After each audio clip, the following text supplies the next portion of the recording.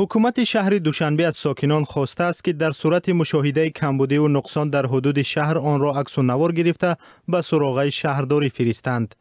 دفتر مطبوعات رئیس شهر دوشنبه روز 17 اکتبر خبر داد که جهت سری وقت برطرف کردن کمبودی ها ساکنان با عکس و ویدیو باید شهرداری را در جریان گذارند. با اطلاع منبع، مؤلفان می توانند که در صدر موضوع محل صادرشوی حقوق ویرانکنی یا کمبودی جای داشته را گذاشته، سپس نوار یا عکس گرفته اشان را توسط ضمیمه به موضوع به سراغ مذکور ارسال نمایند.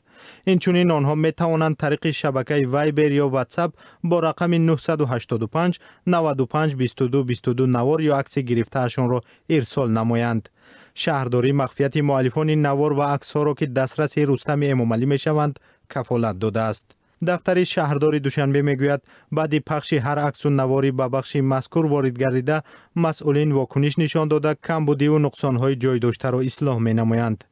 این تصمیم در حال گرفته شده است که سال جاری رستم امامعلی پسر بزرگ امامعلی رحمان به مقام شهرداری دوشنبه تعیین شد.